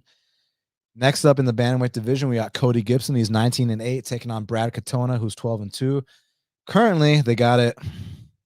Are there odds for this fight yet? No, the odds aren't out yet. Okay, well, I assume Katona is going to be favored here. Yeah, I could see anywhere from -175 to -300. I could see it being anywhere between those. yeah. I would say like if he's like -300, people will bet Gibson, and if he's -150, people will bet Katona, and it'll end up in the middle. It just opened -150 Katona plus 130 Gibson. Literally, Yeah, dude. Katona's gonna take action. Yeah, for sure. Katona, a guy who attempting to be the first ever man to win the Ultimate Fighter twice. And I mean, listen, on his first stint on the Ultimate Fighter, finished Bryce Mitchell, won a fight against Kyler Phillips, had a competitive fight with Merab in the UFC. It's just not the most exciting fighter, not the most aesthetically pleasing, doesn't have the kind of personality that people really gravitate towards. So no one really gave a shit about him. That's why they cut him after one loss. And then Gibson, a guy who, believe it or not, made his UFC debut against Sterling. And to take it a step further, Pepe unanimously won a round against Sterling. It was 29-28 times 3 for Sterling. So, and what was cool is that at the time, both of them were school teachers. So, you know how John Anik likes to talk about, well, both these guys are going through custody battles. And in that fight, it was both these guys are school teachers. So it was pretty cool. This was a long ass time ago. Listen, Cody's just a really tough guy. That's what he is. Cody Gibson's a scrapper. And when he gets that body triangle, that's, I guess, where he does his best work. And on his like regional fights, one thing I liked at first was like, man, I thought he was on his way to winning that Ray Borg fight. I really thought that he was putting it on Ray Borg. That first round and a half, I felt like he was about to run away with it. But one thing that's interesting about Borg, and I don't know what it is, but I've noticed that like Borg like will get his ass whipped for like the first round and a half and then just like take over fights. Like he did that in do you remember Gabriel Silva, Eric Silva's brother? Like when they fought, like Gabriel Silva was putting a clinic on him for the first like 7.5 minutes, and then Ray Borg just takes over in a way where you're like, holy shit. And the same thing happened against Cody Gibson. So I kind of like, do you think that Cody can just kind of make it that dogfight here? Or do you think that Katona is just a little bit, just too much smarts, isn't going to, play into any of that and just kind of play it safe and do his, normal kind of coasting decision type fight? I don't know. I think Gibson's live. He's a lot bigger than him. I worry about, obviously, him getting taken down too much and spending too much time on his back. But I mean, I think he's going to be the one doing more damage. He's a lot better on the feet. I don't know about their age. I would have to look into that, but I think they're around the same age. Cody actually might be older. Yeah, Katona's 31 and Gibson's 35. Yeah. Yeah,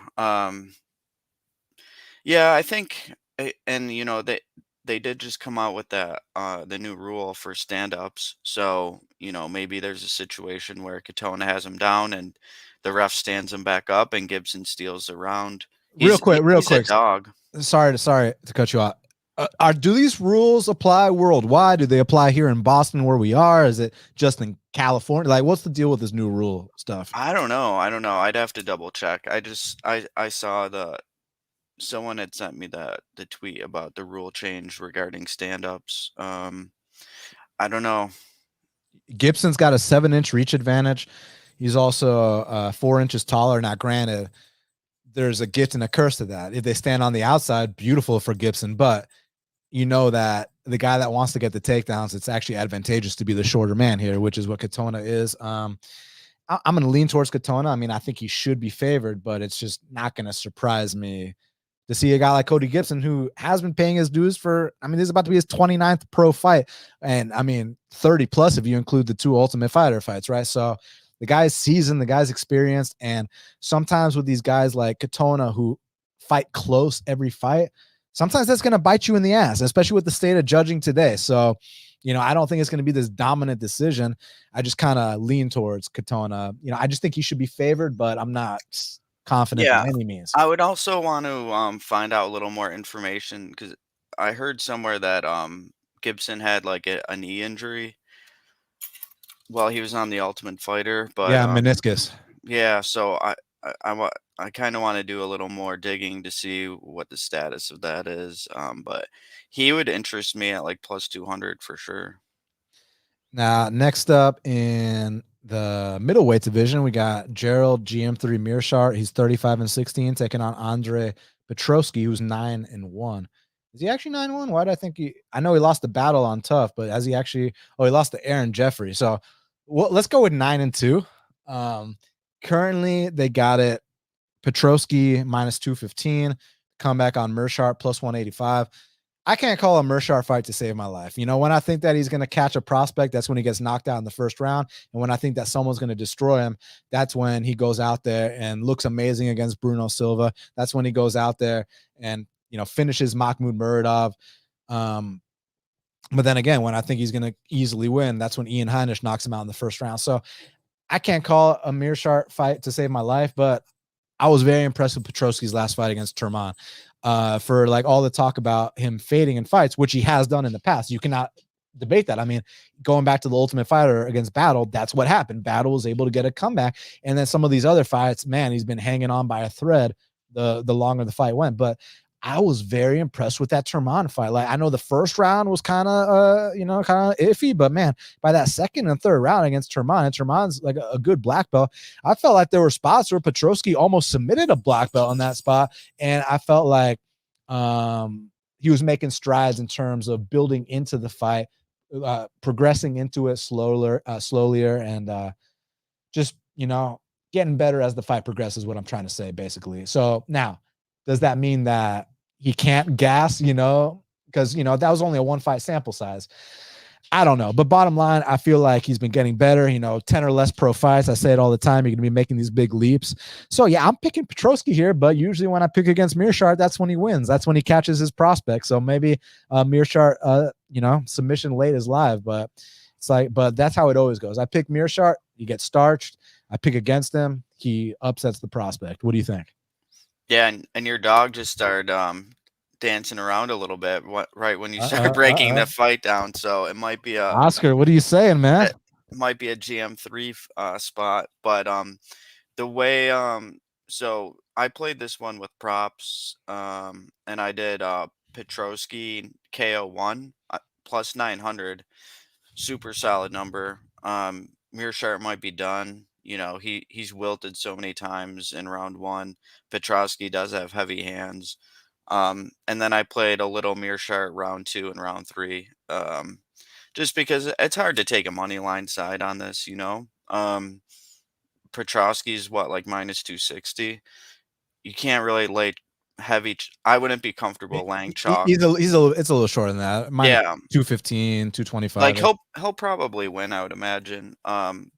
But yeah, I just, with his history of gassing out, granted it was, a couple fights back and he's looked better, but I mean, Turman's kind of wilty too. He didn't really put up too much resistance. I wasn't that impressed with how he fought against Petroski, but maybe I'm not giving him enough credit for the win. But I still think that Meerschaert is live to catch him.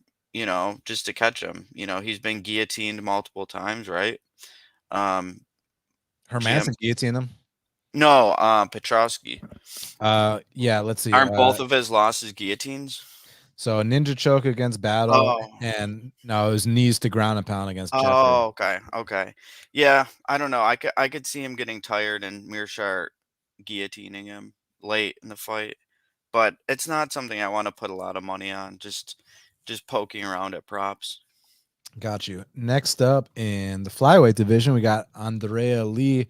She's 13-7. I shouldn't roll my tongue on that. Andrea Lee, 13-7, taking on Natalia Silva, who's 15-5. Currently, they got it. Natalia Silva minus 330. The comeback on Andrea Lee's plus 270. I've been very impressed with Natalia Silva in her UFC run, man. Like prior to her UFC debut, you know, she was coming off a long layoff, right? Her last fight was like in 2019. Took a lot of time off, goes in there at 2022 against Jasmine. And I mean, you know, stuffs all the takedowns. And now Jasmine's a top 15 fighter. Jasmine was a lot bigger than her. I just like everything I've been seeing about her. I like the takedown defense. I like the get up game. I like the sweeps off her back. And then on the feet, she's hell on wheels, punches and bunches. I've seen spinning kicks, head kicks. She seems like a very bright prospect, and I was actually wrong about her age. For some reason, I don't know why I thought that she was like 34. She's actually only 26.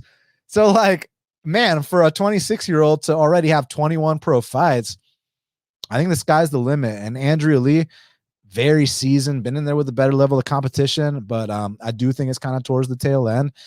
Do you think Andrea Lee's got one more upset in her, or is it Natalia Silva season? So yeah, just based on the line, I do think there's value on Lee. Just because it is a huge step up in competition for Silva, and I've been a big fan of Natalia Silva. I think she's got an excellent game, but she's small for the weight class. Um, and we did see in her Bleda fight, which I bet on Silva big, and there was like a ton of people were picking Bleda and betting Bleda against her, and I stood firm with Silva in that spot, and it worked out. But you did see some weaknesses in her game. Like she does have amazing takedown defense, but once you get her down, you can hold her down. And I rate Lee's grappling better than Teresa Bleda. So I think Lee can win via grappling, and she's gonna have the size advantage. Silva's way faster, so that is probably gonna cause her some problems. But she's just way more experienced, a little more savvy, and she's like the kind of fighter where once you count them out, they rise up to the occasion. Like she had a couple losses in a row or whatever, and she was the underdog to Antonina Shevchenko. Not to saying Antonina's like great by any means because we know she's not, but people were doubting her and she showed up and submitted her in round one and handled her like just she was a plus EV underdog, and generally she's not an underdog, and we're getting her at a huge number here, so I like her. Not going to go crazy on it because I know Silva's the real deal, but I'm going to have some money on Lee and the Lee plus 3.5 spread because I do think she can steal around. I like the 3.5 better than the money line. I mean, it doesn't mean I'm right. And also I'm not that interested in laying a price like that on Natalia when you got much better prices against worse opponents earlier in her career, right? But I do think she's catching Lee at the right time. And I saw Lee fight live once against Montana De La Rosa. I think it was like in South Carolina, North Carolina, something like that. The night that Korean Zombie knocked out Moicano. And like even then, like, man, it's not just like Natalia that maybe can get taken down here. Don't be surprised if Lee gets taken down. Like historically speaking, Lee can get taken down. She can get grinded out. And she was giving us some easy takedowns against Montana back then. Roxanne got her down. Roxanne, even like the Lauren Murphy fight, which people act like was this big robbery, like it should not be that close against someone that's like 40 years old. Like, so I do kind of think that, look, in the Macy fight, I think that was more due to Macy getting a little over aggressive at times and kind of not showing any respect to Andrea Lee. But I also did think that Macy landed the more damage when they were standing. I think that Natalia, I think she's gonna rise to the occasion on this one. I say that she's a -3 something favorite, but just rise to the occasion in terms of beating the highest level fighter she's ever fought. Well, I say that she fought Marina Rodrigues back on the regionals, but it wasn't the Marina Rodrigues that's currently ranked in the top 10. And Marina's a 115er, and she beat her pretty easy. But you notice a theme in a lot of Andrea Lee's fights is they're usually all close. So give me the plus 285, and I mean the plus 3.5 bet is plus money too. So I think that's solid. No, I see what you're saying, but I'm going opposite side. I'm going with the upside, the athleticism, the explosion, the confidence. I said explosion, explosiveness, the confidence, and the momentum of Natalia Silva. I'm going to take her to win this one. And next up in the flyweight division, we got Marina Moreau. She's 11-4, taking on Karine Silva, who's 16-4. Currently, they got it. Karine Silva -140. The comeback on Marina Moreau's is +120. So this is actually a rematch from 2014. A lot of people don't know that. Marina Moreau submitted Karine Silva with an armbar back then. That's neither here nor there. Both fighters have evolved tremendously since then. And I even cashed on Marina Moreau's against Mayra Bueno Silva, a few years back. And let me tell you what, man, if I had to look you in the eye with a straight face and tell you that I wasn't sweating my balls off during that fight, because every stand-up exchange, I was like, oh my God, but it was finally Marina taking her down and kind of, neutralizing her a little bit. But man, towards the end of that fight, those calf kicks were adding up, and yeah, it was getting pretty sketchy. But this is a different matchup. Karine is kind of like one of these opportunistic submission finishers, and dude, she's been fucking impressive to me, man. I mean, like that last fight with that Z-lock or whatever the hell that shit was, it was like I never even heard of that shit before. And I train jiu-jitsu every day. It's like half knee bar, half heel hook or something like that. It was very, very advanced. She got a Darce choke the fight prior, a guillotine prior to that, arm bars, heel hooks. Like, she is a potent finisher. The issue is she's never won a decision in her life, like literally. Which is what's impressive is that she's had 20 pro fights, and only one of those 20 pro fights, Pepe, has gone a decision. For that to be the case in the women's divisions, let alone at flyweight. Yeah, you love to see it. You fucking love to see it, right? So it's just about, do you think that Marina Moreau is operating on, because I thought that ever since she moved up to flyweight, I thought was a great move. Like, the weight cuts were just you just saw her body at strawweight. She was just way too skinny and just wasn't reacting good to punches, was giving up easy takedowns. And then that fight against Sabina Mazo was a huge step in the right direction when she moved up the weight class. Then against Mayra Bueno Silva, it's like, okay, now you got some momentum. And then she took 2 years off. Early going against Agapova was a bit sketch, but she was able to do her thing down the stretch. And then Jennifer Maia kind of, put a little bit of a clinic on her. Is there, do you think that she's still as hungry now with the OnlyFans shit going on? I know that's narrative speaking and whatever, but is she as hungry? Because Karine Silva is hungry, but more importantly, stylistically speaking, like, what happens if this fight doesn't hit the mat? Does that mean that Marina is going to just outpoint her for 3 straight rounds? Like, do you kind of see it like that? Or do you think there's going to be opportunities on the mat for Karine to show off her very advanced submission game? Well, I do. I rate Rose's submission defense pretty darn high. Like, I don't think I don't think Silva's just gonna run through her like that. And as far as like motivation levels, I don't think that she would be like what's that girl's like Juliana Miller type situation. Well, Juliana Miller's like 3-3 as a pro, so we can't compare them. Yeah, but like I think she has too much pride in herself and her work ethic to, really let that kind of stuff affect her performance. Like, basically what I'm saying is she's going to give 100% effort. She's a savage, she's never been finished professionally. She's not a quitter whatsoever. But I'm not really sure how I see the fight playing out, to be honest. I did bet the over 2.5. Just because I don't really see Moreau's finishing Silva. And, a lot of people are betting on Monroe's, and I don't necessarily want to like hop on like a mush bet because it seems like everyone and their mom is playing Monroe's this week. And I get it. She's been profitable as an underdog professional in her UFC career, but I don't know. I like this Silva chick, but I don't necessarily see her finishing Monroe's. So I think the under or the over 2.5 is a pretty solid spot. It's like around even money.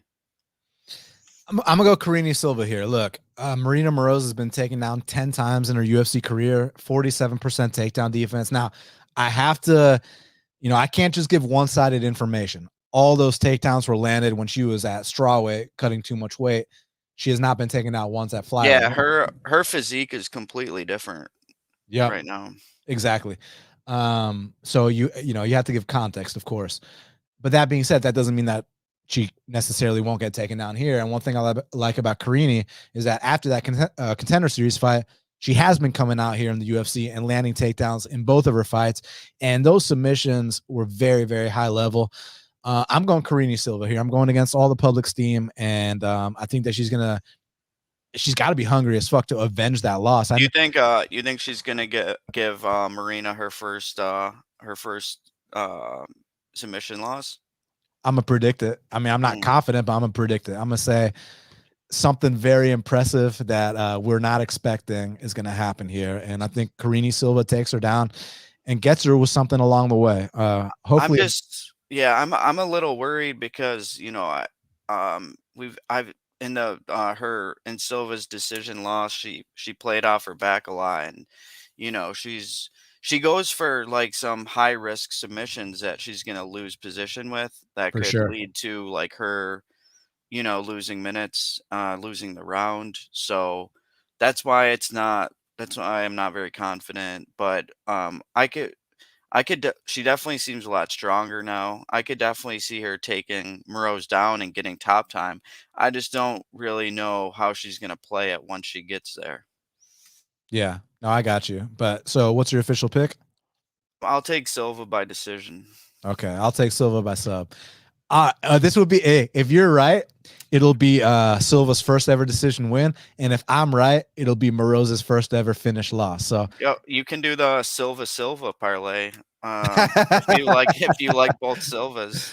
Yeah, we'll see because it's the other Silva's line ain't exactly like too much value on it. Even though I think she's gonna win, it's just I need the value to be there, but. Maybe for shits and giggles, let's see how many drinks I've had on the night. But hey, before we get out of here, we got to talk about the fight to watch and the fighter to watch. So in your opinion, Pepe, for UFC 292, besides the main event, what is the fight to watch? Hold on. Get back to me. I didn't have that. That's fine. All right. So for me, my fight to watch is Mario Bautista versus Damon Blackshear, man. I mean, I think that both these guys, listen, they're on the cusp of the top 15. I know Damon wasn't a week ago, but he gets a win over Mario Bautista, and then he's absolutely on the cusp of the top 15. And Bautista was already on the cusp prior to taking this fight against Blackshear. Not to mention, these guys go after it. Blackshear, only twister submission in UFC, third twister submission in UFC history. A fight prior, swims through the knee bar attempts against a very high level black belt, pounds him out. Prior to that, had a great fight against a talented prospect in Meerschaert, and the kid's paying his dues, and then Bautista, man, they've given him some soft competition, but he's treated them like soft competition, and that's why they were going to award him with that Cody No Love fight. So now you got two hungry prospects that desperately want to get into the top 15s that have been paying their dues, and for that reason, Pepe, Bautista versus Blackshear is my fight to watch. Okay, so I'll go with Chito versus Munhoz just because of the division implications that it has.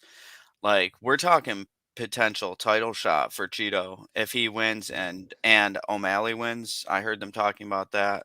Like this, and if Munhoz wins, like he's a fight or two away from a contender shot too. So just because of the implications, just because of how badass they are, I'm going that as my fight to watch. And my fighter to watch, look, I understand he's a -500 favorite, but I'm going to go with Ian Garry because I want to see if he's going to fall into that same goddamn trap that all these other guys do. For whatever reason, they feel the need to abandon their game plans and go clinch with Neil Magny. Then they drain themselves out. And then Neil Magny does what Neil Magny does. And Ian Garry is way less experienced than Magny, let alone the guys that Magny's been beating. So, but I think that there's something special about Garry, and I've been saying it for a long time. And he gets this win. I mean, we're looking at top 10 opponents, and we're looking at, you know, a star in the making. So for that reason, Ian Machado Garry is my fighter to watch. I'll go with Natalia Silva then. If Yes, she beats Andrea Lee, she's certainly ranked and is on her way to, you know, breaking into the top 10. I think Andrea Lee is one of the harder gatekeepers of the rankings, so this would be a massive win for her. Yes, sir. Pepe, appreciate you stepping up on short notice. Fantastic job.